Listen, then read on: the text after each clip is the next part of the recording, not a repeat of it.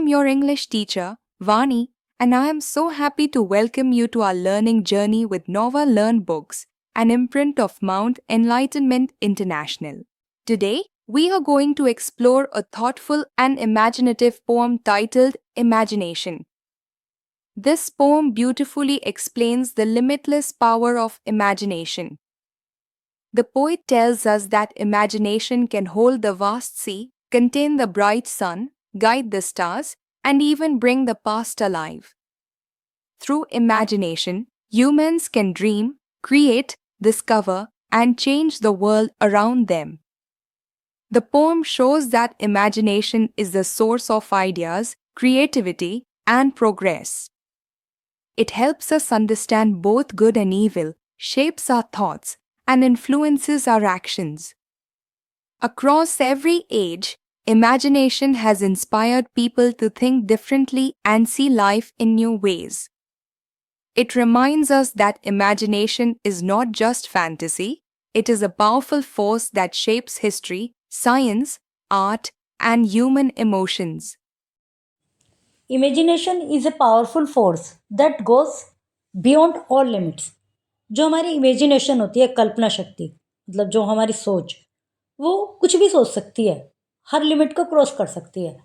मतलब हम बैठे बैठे यदि कोई अच्छा खुशी का हमारे मन में चल रहा है, तो हम उसका भी बहुत ज़्यादा हाइप कर लेते हैं, सोचने में कल्पना कर लेते हैं कि भी मैं तो किसी भी तरह से आईएएस अफसर बन जाऊं। मतलब बहुत कुछ कल्पना कर लेते हैं, मैं आईएएस अफसर बन गई हूँ, मुझे बिल्कुल गाड़ी मिली है, सब कुछ मिला है। ये सब हमारी कल्पना में है। तो कल्पना की जो है ना, इमेजिनेशन की कोई लिमिट नहीं होती। It can connect opposite, opposite भी हो सकता है। ब्रिंग बैक फॉरगेटन ट्रूथ, जो बीती हुई बातें हैं, बहुत सच्चाई कल्पना में, मतलब है तो सच, लेकिन अब उसका कुछ नहीं है, सब कुछ खत्म हो चुका है, हम उसके विषय में भी कल्पना कर सकते हैं। And give new life to the past, और जो पास्ट है उसको नया जन्म दे सकते हैं सोच सोच कर ही। With imagination we can unlock the secret of the universe. Imagination में ही हम यूनिवर्स के जितने भी सीक्रेट्स हैं, कि ये जो चांद है, चांद अब ये छुप गया है, चांद अपने घर जा रहा है, चांद घर, जैसे कि कविताएं सुनते हैं बच्चे, चांद अपनी माँ से कहता है कि माँ मुझे कपड़ा वो सिलवा दो, कुर्ता, मैं ठंड में रहता हूँ। तो ये सब हमारी कल्पना ही तो है कि भाई चांद कह रहा है कपड़ा सिलवा दो, चांद कह रहा है कुर्ता सिलवा दो। ये सब इमेजिनेशन है। तो हम इसके सीक्रेट्स भी पता कर सकते हैं। शेप हिस्ट्री, इतिहास को भी शेप दे सकते हैं अपनी मर्जी से। And inspire change in the way people live and think, और जो एक तरीका है लोगों के रहने का, सोचने का, उसको उसमें परिवर्तन लाने के लिए इंस्पायर भी कर सकते हैं। Write is short story where a historical figure like a king और scientist wakes up in the future.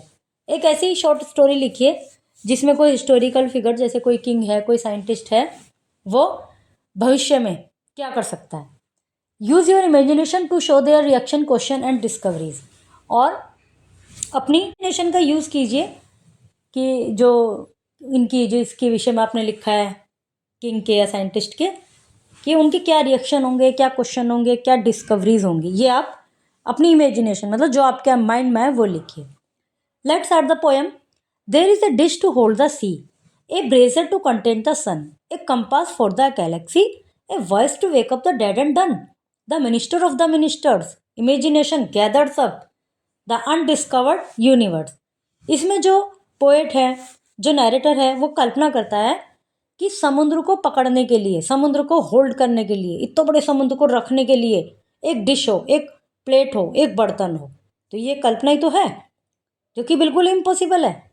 A Brazier to contain the सन, और सूरज को रखने के लिए एक ब्रेजियर हो। ब्रेजियर मतलब कंटेनर हो, जिसमें एक तरह से ये समझ लीजिए भट्टी हो जिसमें आग जल रही है, अंगीठी हो जिसमें आग जल रही है।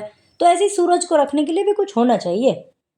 एक दिशा सूचक यंत्र हो आकाश गैलेक्सी के लिए, कि तारे किधर जा रहे हैं, इधर जाओ इधर जाओ, वो दिशा सूचक यंत्र बताएगा इन्हें।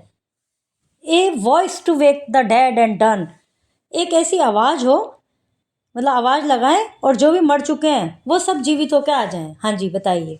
That minister of the minister, जो मंत्रियों का भी मंत्री है, वो वो कल्पना करता है, वो इमेजिनेशन करता है और सबको इकट्ठा करता है, और जितने भी यूनिवर्स के अनडिस्कवर्ड फैक्ट हैं जो कि हमें नहीं पता, वो कल्पना में उन सबको भी ढूंढ लेता है. Like jewels in Jasper cup, it's flame can mingle north and south. Its accent with the thunder strive, the ruddy sentence of its mouth can make the ancient dead alive. Jasper cup. Jasper एक मणि है, एक precious stone है, precious jewels है, जिसमें कि अन्य, जैसे एक कप बना हुआ है जेस्पर का, उसमें अन्य जो स्टोन्स हैं वो स्टक हैं, जड़े हुए हैं. जैसे आपने सुना होगा ना रतन जड़ित, तो उसमें जड़ा हुआ है, बिल्कुल चिपका हुआ है. तो जो जेस्पर का कप है उसमें जिस तरह से ज्वेल्स जड़े हुए हैं और उसकी जो फ्लेम है, उसकी जो लो है, वो उत्तर और दक्षिण को मिला दे. मतलब ये समझिए उत्तर इधर दक्षिण इधर कैसे मिल सकते हैं वो, लेकिन कल्पना में मिल सकते हैं. वो उत्तर और दक्षिण को मिला दे और इसकी जो आवाज़ है उसकी गड़गड़ाहट के साथ, की जो आवाज़ है थंडर है, गड़गड़ाहट है, उसके कारण इसकी लो से उत्तर और दक्षिण मिल, और इसके मुंह से जो निकला हुआ रेडी सेंटेंस, मतलब लाल वाक्य जिसको कोई चेंज नहीं कर सकता, वो वाक्य ऐसा हो कि जो पहले मर चुके हैं वो जीवित होकर आ जाएं. मतलब उनके जो लाल वाक्य इसलिए कहा गया है कि उसको कोई टला ना सके, कोई मना ना कर सके कि भी नहीं मैं नहीं आ रहा. तो जितने भी मृतक हैं, जिन जिनको वो चाहें, वो सब जीवित होकर आ जाएं. The mart of power, the font of will, the form and mould of every star, the source and bound of good and ill, the key of all the things that are, imagination new and strange, in every age can turn the ear, can shift the poles and lightly change the mood of man and world's career. शक्ति का केंद्र, the mart of power. The fount of will का मतलब इच्छा शक्ति का स्रोत, जहाँ से इच्छा आ रही है. The form and mode of every star, प्रत्येक तारे का रूप और ढांचा. मतलब मोल्ड जो वो होता है ना, एक तरह से डाई ढांचा, किसी भी चीज़ को बनाना होता है, उसमें लिक्विड भर देते हैं, फिर उसमें सूखने के लिए छोड़ देते हैं, वही शेप आ जाती है. तो प्रत्येक तारे की फॉर्म, प्रत्येक तारे का रूप और ढांचा. अच्छे, the source of bound good and ill, अच्छे और बुरे का जो स्रोत है, जो सीमा है, जहाँ से वो अच्छा और बुरा आ रहा है. की ऑफ ऑल थिंग्स, सभी चीज़ों की की, मतलब उनका एकमात्र, एक तरह से की माने होती है चाबी, सभी चीज़ों की चाबी, सब कुछ पावर हाथ में आ जाए. इमेजिनेशन न्यू एंड स्ट्रेंज, जो कल्पना है वो नई है और अजीब है. अब ये सब क्या कल्पना में ही तो हो रहा है, तो अच्छा बुरा सब कुछ, सबकी चाबी उसमें आ जाए इमेजिनेशन में, वो कुछ भी कर सकता है अपनी कल्पना शक्ति के आधार पर. In every age can turn the year, हर युग में, हर युग में वर्ष बदलते ही हैं, हर युग कैन टर्न द ईयर बदलते हैं. Can shift the poles and lightly change, तो एज में वर्ष तो बदलते ही हैं, लेकिन जो कल्पना है वो ध्रुवों को भी ध्रुव मतलब जो पोल्स हैं स्थिर हैं एक जगह पर, जैसे नॉर्थ पोल साउथ पोल, वो अपनी जगह पर स्थिर हैं, वो चेंज नहीं हो सकते. लेकिन कल्पना शक्ति क्या है, उनकी भी जगह बदल देगी, उनको भी स्थानांतरित कर देगी, ट्रांसफ़र कर देगी एक जगह से दूसरी जगह पर.